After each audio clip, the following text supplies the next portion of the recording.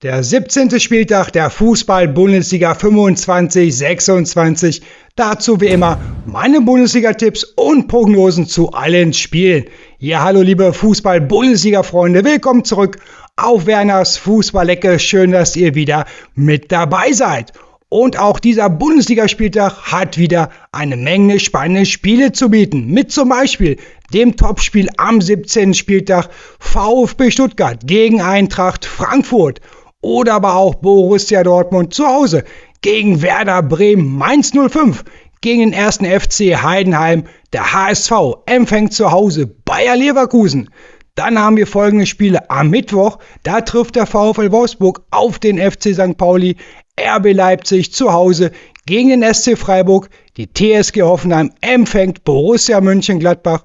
Und der 1. FC Köln spielt zu Hause gegen den Tabellenführer FC Bayern München. Und das letzte Spiel des 17. Bundesligaspieltages dann am Donnerstag, der FC Augsburg gegen Union Berlin. Also wie gesagt, wieder sehr, sehr spannende Bundesligaspiele auch an diesem Spieltag.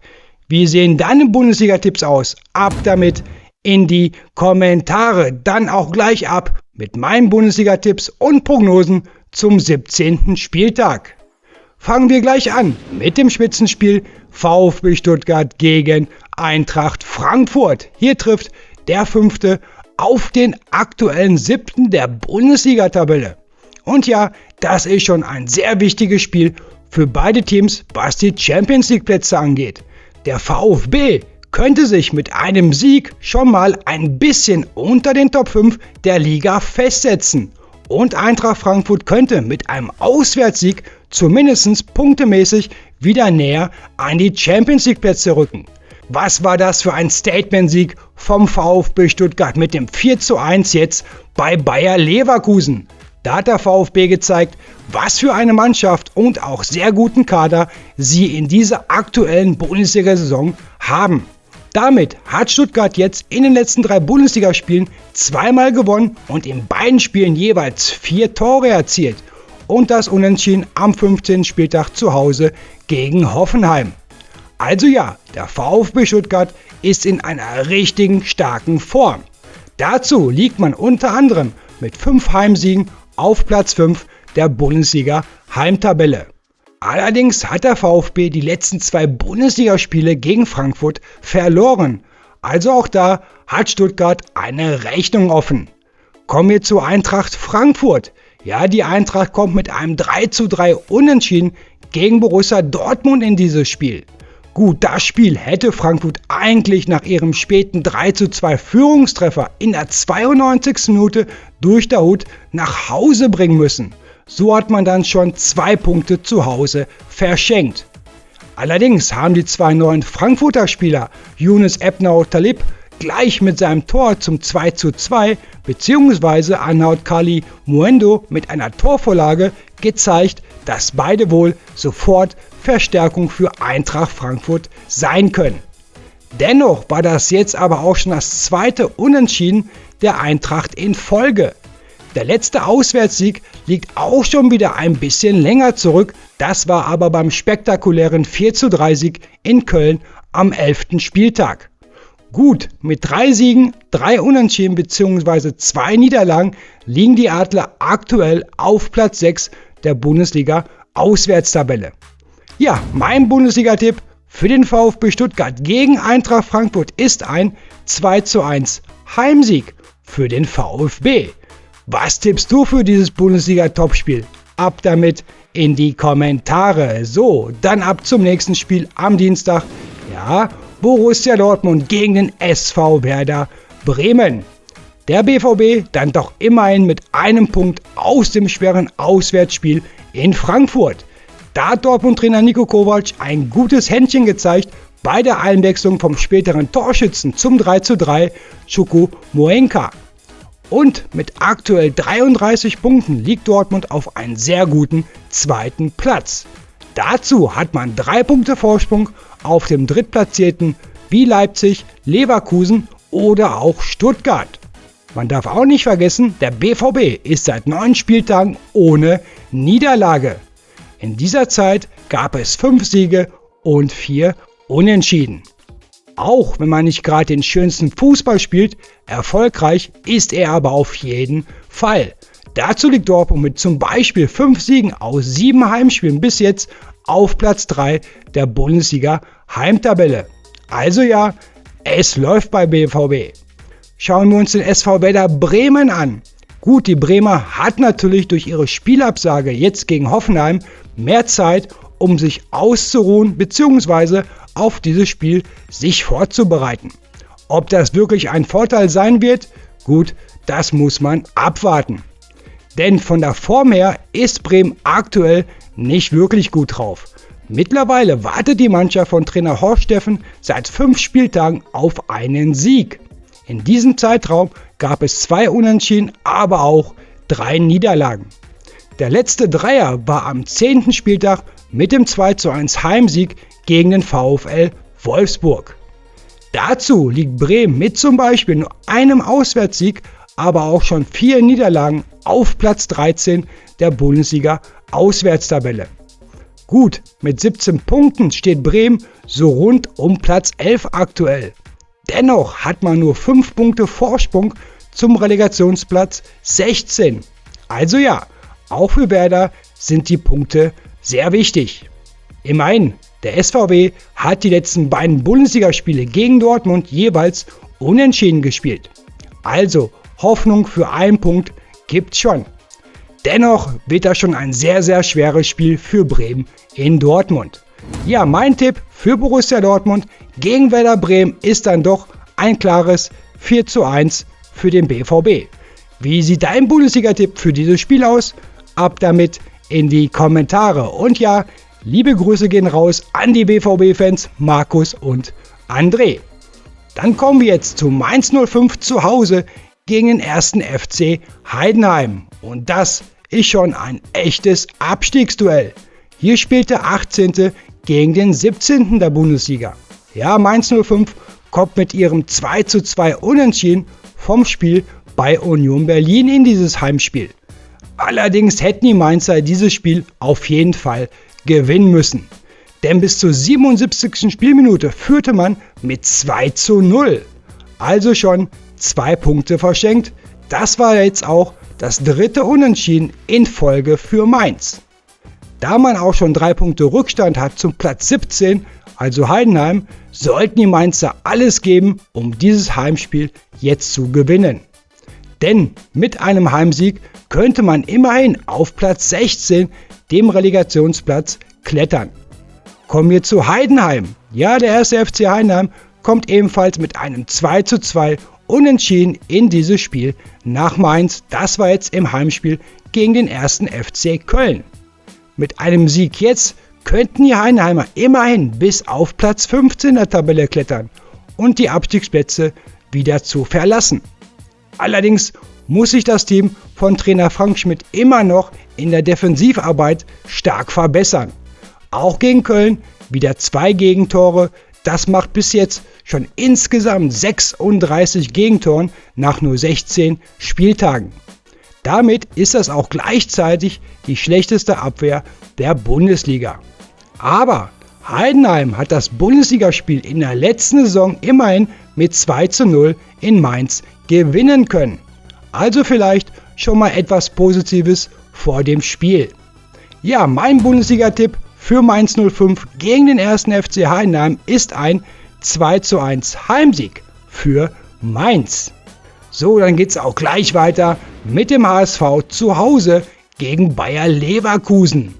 Ja, was für ein Spiel bei der 2:1 Niederlage jetzt beim SC Freiburg. Das hätte wenigstens ein Unentschieden für den HSV sein müssen.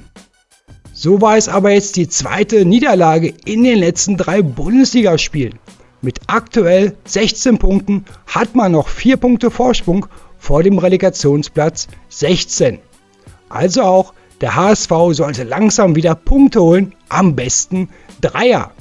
Und ja, auch Leverkusen ist schlagbar, das hat man gerade jetzt bei ihrer 1:4 Heimschlappe gegen den VfB Stuttgart deutlich sehen können. Klar, der HSV geht als Außenseiter in dieses Heimspiel, aber der HSV hat Bremen und Stuttgart zu Hause geschlagen. Dazu immerhin unentschieden gegen Frankfurt oder auch dem BVB gespielt. Und für einen HSV-Erfolg kann auch vielleicht Neuzugang Damian Downs ein Tor beisteuern. Also beim HSV zu Hause im Volksparkstadion ist alles möglich. Man muss aber auch von der ersten Minute an kämpfen, laufen und ackern. Kommen wir zu Bayer Leverkusen. Klar, das war jetzt schon eine echte Klatsche bei der 1:4 Heimniederlage gegen den VfB Stuttgart. Da hat die Mannschaft von Trainer Kaspar Hjulmand einiges wieder gut zu machen bei den Bayer-Fans. Dazu sind auch jetzt die möglichen 3 Punkte für Leverkusen sehr wichtig, was die Champions-League-Plätze angeht. Aktuell liegt man mit 29 Punkten auf Platz 4, allerdings ist man punktgleich mit Stuttgart auf Platz 5 und auch nur mit 3 Punkten Vorsprung zu Eintracht Frankfurt aktuell auf Platz 7. In der aktuellen Fußball-Bundesliga-Auswärtstabelle liegt Bayer Leverkusen unter anderem mit 4 Siegen und 2 Niederlagen auf Platz 5. Ja, mein Tipp für den Hamburger SV gegen Bayer Leverkusen ist ein 1:2 Auswärtssieg für Leverkusen. So, dann kommen wir jetzt zu den Mittwochsspielen des 17. Bundesliga-Spieltages. Los geht's mit der Partie vom VfL Wolfsburg gegen den FC St. Pauli. Ja, für beide Teams, dem VfL wie aber auch Pauli, ein sehr wichtiges Spiel, was die unteren Tabellenplätze angeht. Jetzt mit einem Sieg könnten beide Mannschaften etwas Luft holen und vielleicht sogar auf Platz 10 schauen. Allerdings hat der VfL Wolfsburg erst ein Heimspiel in dieser Saison gewinnen können. Das war am 13. Spieltag beim 3:1 gegen Union Berlin. Damit liegt man mit 5 Punkten und einem Torverhältnis zu Hause von 13:19 Toren nur auf Platz 17 der Bundesliga-Heimtabelle. Dazu konnte der VfL auch keines der beiden letzten Bundesligaspiele gegen St. Pauli gewinnen. Ja, kommen wir zum Team von Trainer Alexander Blessin. Das Heimspiel von Pauli gegen Leipzig wurde ja wegen dem schlechten Wetter abgesagt. Klar hatten die Kiezkicker damit länger Pause bzw. mehr Zeit, um sich auf dieses Spiel vorzubereiten. Ob das dann ein wirklicher Vorteil ist, muss man abwarten. Immerhin ist St. Pauli seit 3 Bundesligaspielen in Folge ohne Niederlage. Es gab einen Sieg mit dem 2:1 zu Hause am 14. Spieltag gegen Heidenheim und dazu 2 Unentschieden. Allerdings konnte St. Pauli auch erst einmal auswärts bis jetzt gewinnen. Das war beim 0:2 Sieg am 2. Spieltag beim HSV. Okay, auch kein echtes Auswärtsspiel eigentlich. Ja, für Pauli wird das kein einfaches Spiel, aber von der aktuellen Form her hat für mich St. Pauli da schon einen kleinen Vorteil. Und ja, mit einem Auswärtssieg jetzt würde St. Pauli mindestens auf Platz 15 rücken und somit die Relegationsplätze verlassen können. Ja, mein Tipp für den VfL Wolfsburg gegen den FC St. Pauli ist ein 1:2 Auswärtssieg für St. Pauli. So, dann gleich weiter zum nächsten Bundesligaspiel und zwar trifft RB Leipzig zu Hause auf den SC Freiburg. Ja, das Auswärtsspiel von Leipzig im Pauli wurde ja wegen dem schlechten Wetter verschoben. So hatte man dann mehr Pause vor dem schweren Heimspiel jetzt dann gegen Freiburg. Denn vielleicht tat jetzt diese Pause den Leipzigern Spielern ganz gut, denn die letzten 2 Bundesligaspiele hat man in Folge verloren. Man liegt zwar noch mit guten 29 Punkten auf einen 3. Tabellenplatz, allerdings hat man aber auch nur 3 Punkte Vorsprung zu Platz 7 bzw. Eintracht Frankfurt. Also sollte man jetzt dieses Spiel gegen Freiburg zu Hause auf jeden Fall gewinnen. Mit aber zum Beispiel 6 Heimsiegen und einem Torverhältnis von 19:6 Toren ist Leipzig aktuell das zweitbeste Heimteam der ganzen Bundesliga. Dazu ist RB Leipzig seit mindestens 10 Spielen gegen Freiburg, ob Bundesliga oder DFB-Pokal, ohne Niederlage. Von diesen 10 Spielen konnte RB 7 Spiele gewinnen und dazu spielte man 3-mal unentschieden. Kommen wir zum SC Freiburg und Trainer Julian Schuster. Ja, die Freiburger konnten ihr Heimspiel jetzt am 16. Spieltag mit 2:1 gegen den HSV gewinnen. Den 2:1 Siegtreffer erzielte Igor Matanovic in der 83. Spielminute. Das war jetzt bereits der zweite Sieg in Folge für die Breisgauer. In der aktuellen Auswärtstabelle liegt Freiburg mit unter anderem 2 Siegen, aber schon 4 Niederlagen nur auf Platz 12. Also da ist schon eine Menge Luft nach oben für die Freiburger. Der letzte Sieg vom SC Freiburg gegen Leipzig ist auch schon lange her. Das war beim 2:1 Sieg in der Saison 2019-2020. Mein Bundesliga-Tipp für RB Leipzig gegen den SC Freiburg ist ein 1:1 Unentschieden. Dann schauen wir uns jetzt das nächste Spiel am Mittwochabend an. Und zwar die TSG Hoffenheim zu Hause gegen Borussia Mönchengladbach. Ja, das Spiel von Hoffenheim in Bremen wurde ja verschoben. So konnte man sich dann voll und ganz auf diese Partie gegen Gladbach konzentrieren.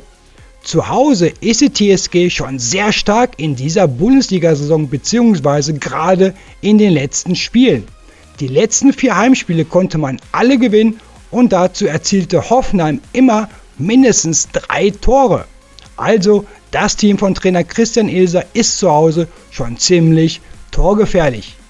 Dazu könnte Hoffenheim jetzt mit einem Heimsieg eventuell bis auf Platz 3 der Tabelle springen. Daher schon ein wichtiges Spiel für die TSG jetzt gegen die Gladbacher. Kommen wir zu Borussia Mönchengladbach und Trainer Eugen Polanski. Ja, die Gladbacher konnten auswärts immerhin schon 3 Spiele gewinnen. Dazu ein Unentschieden und 3 Niederlagen.